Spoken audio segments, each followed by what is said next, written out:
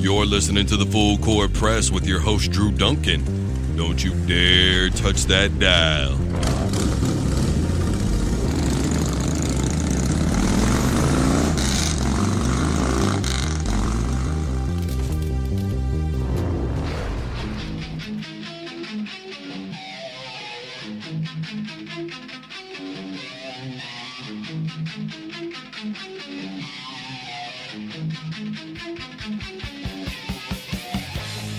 Welcome back, everybody, to the Full Court Press. I am your host, Drew Duncan. You're checking me out live from the K-Sun Studios out here in Wichita, Kansas. You know the rap sheet. I am on Twitter, Facebook, and Instagram, all at Drew Duncan 83. The Kansas City Chiefs took on the Philadelphia Eagles Sunday afternoon. It was the early game, national television broadcast. And, it was a pretty entertaining game for the most part. A little bit boring there in the first half, obviously. Not a lot of offense from either team. Probably the big scenario at the end of the first half, right, was you had to hold your breath as a Chiefs fan. The Eagles are able to get the ball down there for a field goal. Andy Reid decides to call a timeout really quick, and everybody, I'm sure, immediately thought about that Tennessee game last year where he called the timeout, the field goal got missed, and then after the timeout, they end up winning the football game. But they end up missing it, and I do think it was a big piece of the puzzle. Because when late in that game, when the Eagles were trying to come back, they could have scored the touchdown, gone for two, it would have been 27-24. Remember, if they recovered the onside, all they would have needed to do was a real quick play to the outside, try and get a few more yards in the field goal range, tie it, and you could have gone into overtime. And look, while it was boring in the first half, let's just be honest. Those two coaches, Peterson and Reid, know each other so well that it was a true cat and mouse game. And defensively, I thought you had to give credit to both football teams.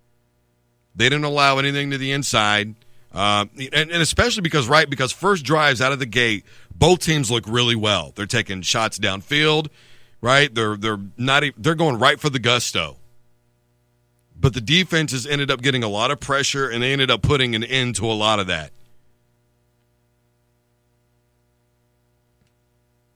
And Carson Wentz, for as well as he played, that throw off of a Houston that went off of his helmet, and Chris Jones ends up making the play to intercept the pass, it was his day. And I know everybody's talking about Kareem Hunt for the Kansas City Chiefs, and I get that. But here's my deal. I really thought that it was Travis Kelce's day on offense. Over 100 yards receiving, and tell me you saw that leaping play that he made to get in the end zone. 3 defenders, and he leaps into the end zone between 2 guys and knocks them into the end zone with him, basically. He's up in the air. I mean, dude's put a cape on him and call him Superman. Travis Kelce, man, what a hell of a play. And he's still got to get it under control, because remember the unsportsmanlike conduct penalty that he had? Dude's got to get it under control, man. But, other than that, it was his day offensively. And I know Kareem Hunt did a lot of things. He had that long 50-yard touchdown run in the second half. When he scored on that play in the red zone, he's, driving his feet and pushing guys back, and he's able to have great awareness and know where he is and where everybody is around him. And, man, he sticks his hand underneath there, and that's how he puts it in. And the thing I love about Kareem Hunt the most is how he uses his body.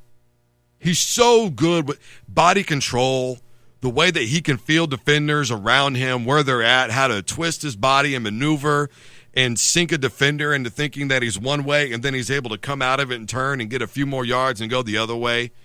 The 4 points of pressure, you could tell he carries the football better than anybody when he's in traffic. He does such a good job of keeping his legs moving, holding onto the football, tucking it in right. I mean, it's football 101 stuff, guys. The way that he uses his body is as good or better than any running back in the NFL. I mean, if you're a Kansas City Chiefs fan, are you even thinking about Jamal Charles anymore? Not until you have to play him in Denver. Other than that, and even then, you think, is Jamal Charles official? Look, Kansas City may have a running back now, guys. And when you have a running back like that, And you have Kelsey in everything that he can do athletically on that football field. And Alex Smith with the use of his wheels. And now we've seen that he does have the arm strength. Which he did miss a throw, by the way. I think it was in the first half of that game to a wide open Tyreek Hill. He missed a couple of throws the other day. Or yesterday, I should say. But for the most part, he played a pretty good football game. But I really, as much as I want to give a lot of credit to Kareem Hunt, it was Travis Kelce's day.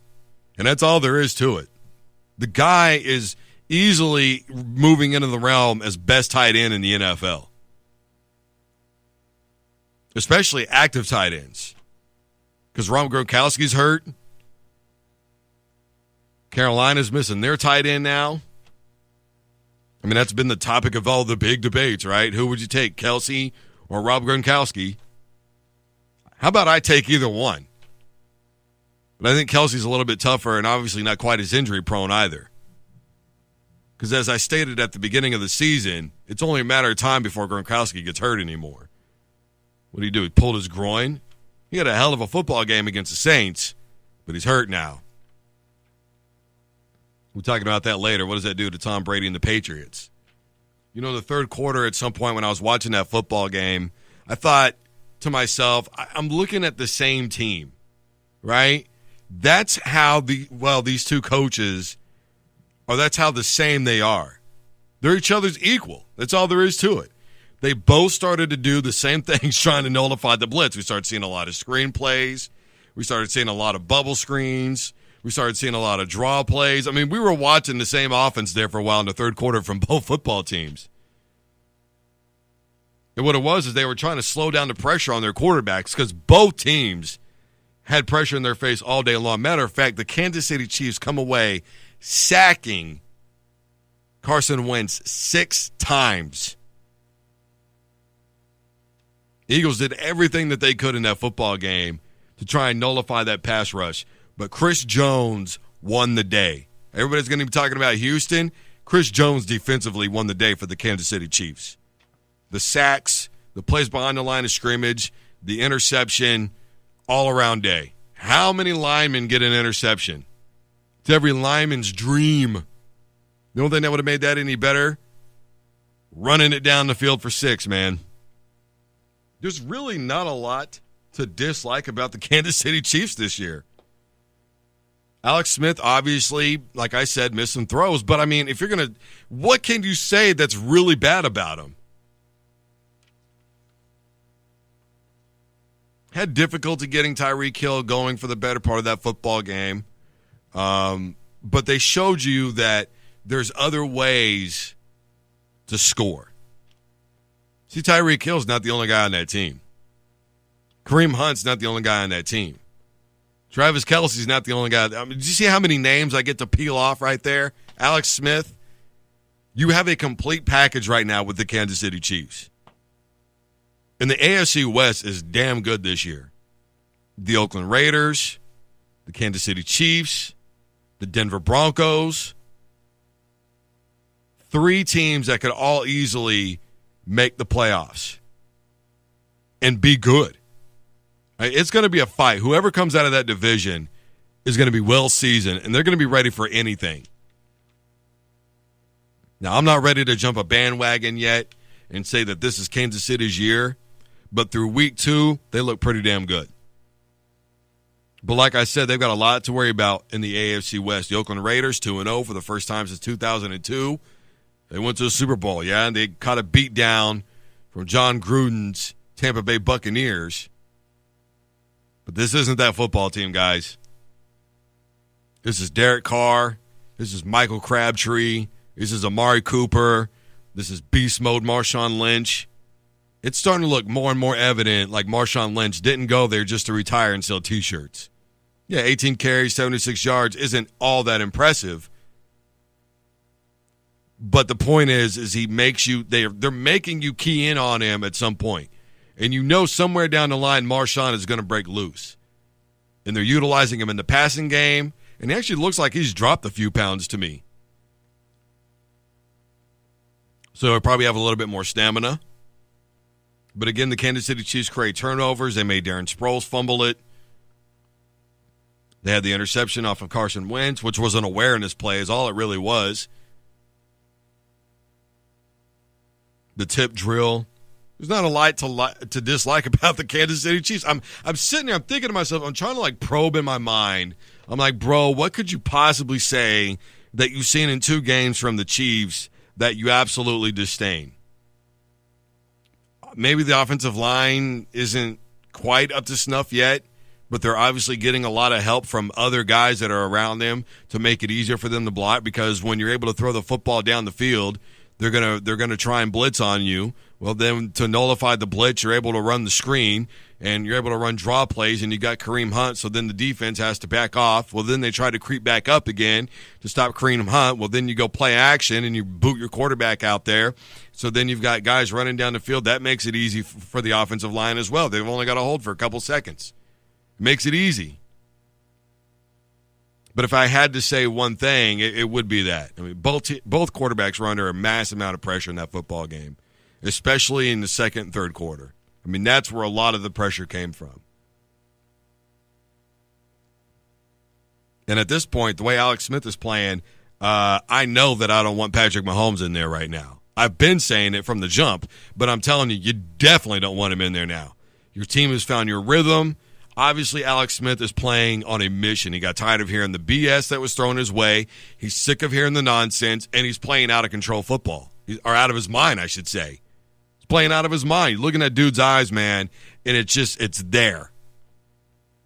He's sick to death of it, and that's all there is to it. And when you've got a guy who's playing with that kind of emotion, only 2 things can happen at this point. He can either start playing reckless, and that could hurt him, or he can eventually die down from that emotion and crash hard. So I guess there's a third thing, or the third thing is he's able to just kind of keep it going but yet remain even keel, keep his head on a swivel, and continue to make big plays. So I guess there's 3 things. But you damn sure don't want him to crash, because if you do, he's going to play really bad. At least if he goes gunslinger on you, you have some type of an opportunity, because he's not going to be afraid to chuck it down the field. This is the Full Court Press. I am your host, Drew Duncan. You guys are checking me out live from the KSN Studios out here in Wichita, Kansas. I am on Twitter, Facebook, and Instagram, all at Drew Duncan 83. We've got a lot more to get into, guys. We're going to talk about it right after this. This is the Full Court Press. I'm Drew Duncan, KSN Radio, Wichita, Kansas. Don't you dare touch that dial.